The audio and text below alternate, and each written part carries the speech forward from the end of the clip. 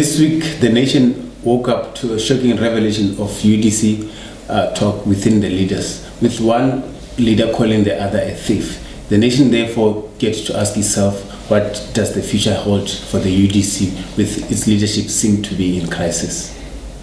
As usual, we are joined by Spencer Mohapi, the deputy editor of the Sunday Standard, to discuss this matter.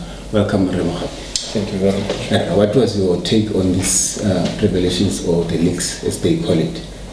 I think, like everybody, we were shocked. We have always known that there were serious problems of leadership inside the UDC, but we have never imagined that it had descended to such low levels.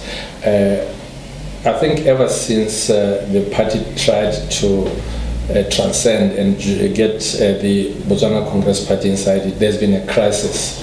I think also it would be unfair to blame it all on the BCP. The problem really has to do with the whole leadership. There's no honesty, there are no rules. Nobody knows for sure whether the UDC has a constitution. As a party, since it was established, it has never held elections. Nobody really knows what the party stands for. All we know is that they want to remove the Botswana Democratic Party from power. But is that enough? That would have been enough if it was only a temporary measure.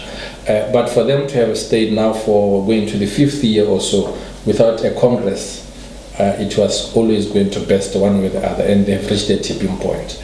I think it will be very, very interesting going forward to see how they will recover from this big, embarrassing crisis that they're going through. Okay. From the conversation, it seems the issue of constituency allocation within the UDC still remain unresolved. Now, with this fighting between the two leaders, two key players, how much of impact would this have on the UDC going forward? We are just 18 months away from the elections. The easy way out is that BNF and the Botswana Congress Party might withdraw from the UDC, by which time the whole thing will crumble down.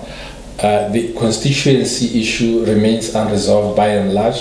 In fact, it is not just the two constituencies mentioned there, Yamushopa Manyana, Lea, Linzoleta. Many other constituencies, including the council wards, they are a big going concern inside the UDC, and they've never been resolved. The big problem also is that the UDC leader, Juma Boko, his style seems to be to leave problems on their own with the hope that they will resolve themselves. He does not want to engage. And it's very clear from the conversation. He's not really on top of things. He tried, I think, to calm down tempers in that conversation, but it's clear that they have no respect for him because he has failed really to provide leadership. That is where the problem is. It is a big concern for those people who had looked at UDC as an alternative platform to remove the BDP from power. In the meantime, I think the Botswana Democratic Party will be celebrating all this. Obviously, part of the problem that has been identified that could come in the next general election is voter apathy. And UDC was credited in the last general elections, 2014, to say they brought quite a number of youth to come and vote the polls. But with this crisis in leadership, do you think the youth would lose their faith in the leadership, and as such highly likely to remain indoors when the polling day come? I think I agree with you. Voter apathy is the biggest problem that the nation should now have to wake up to. People are losing faith. What we are likely to see is that the traditionalists will vote, and many of them will vote the Botswana Democratic Party. But the first-time voters, especially who are young people, who we had imagined they would come to the polls, they are likely to stay away in protest against the BCP, the UDC, but also in protest against the BDP. So there's, as we speak, no incentive really for young first-time voters to come to the polls. They've given up on the Botswana Democratic Party to provide them with jobs. They've given up on the sanity inside the UDC to be an alternative.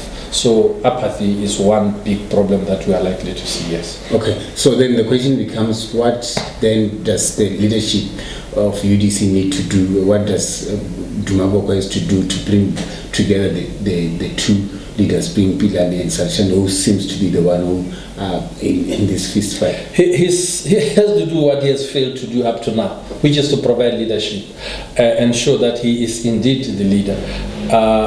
My worry here is not even Dumaboko providing leadership. It is that even the Botswana National Front itself, which is really his backyard, is likely to crumble out of the whole crisis.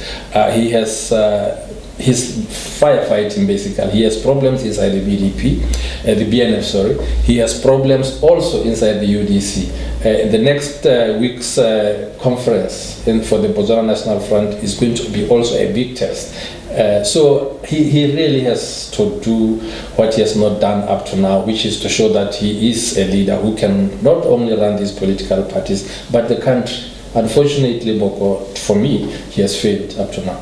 Do you think perhaps some of these leaders, including Boko, Salashano, Pilani, would it be late for them to maybe step aside and let other members of their parties to run for president? Yeah, but it's too late. Like you're saying, there has to be elections inside these political parties. Some of them have overstayed. I think Salashando especially has been there for too long.